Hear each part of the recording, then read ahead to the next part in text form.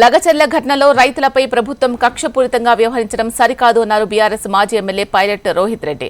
రైతులు బాధతో జరిగిన తోపులాట్లో భాగమే కానీ కుట్ర కాదు అన్నారు. పట్నం నరేందర్ రెడ్డిని కుట్రతోనే జైల్లో వేశారన్నారు అని ఆరోపించారు. బీఆర్ఎస్ సర్కార్ గతంలో 14,000 ఎకరాల భూమిని ఫార్మాసిటీకి కేటాయించింది. మళ్లీ ఎందుకు ఇప్పుడు కొత్తగా భూసేకరణ అని ప్రశ్నించారు పైలట్ రోహిత్ రెడ్డి. జిల్లాకు పెద్ద దిక్కు అని చెప్పుకుంటున్న పట్నం మహేందర్ రెడ్డి ఈ ఘటనపై ఎందుకు స్పందించడం లేదు అన్నారు. నరేందర్ రెడ్డి జైలుకు వెళ్లడానికి మహేందర్ రెడ్డి హస్తం ఉందని విమర్శించారు.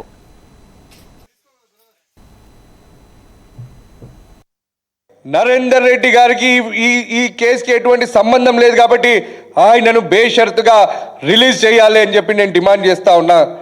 అదేవిధంగా అక్కడ అభం శుభం తెలియని ఆ రైతులను మరి ఇంత టార్చర్ పెట్టాల్సిన అవసరం లేదు. న్యాయబద్ధంగా వాళ్ళకి ఏదైతే శిక్ష ఉంటుందో అది జరుగుతుంది. అది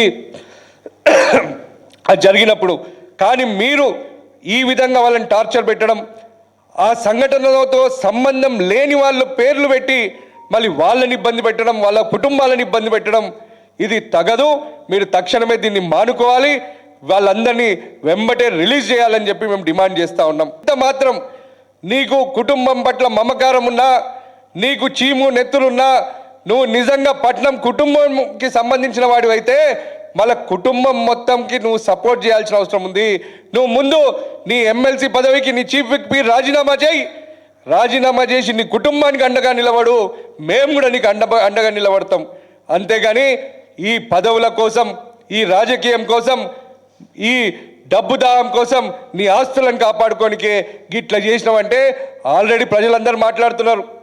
30 ఏళ్ళుగా జిల్లాకు పట్టిన శని పోయిందనుకుంటే గా శని పట్నం కుటుంబానికి పట్టుకుంది అని చెప్పి ఈరోజు ప్రజలందరూ మాట్లాడుతున్నారు.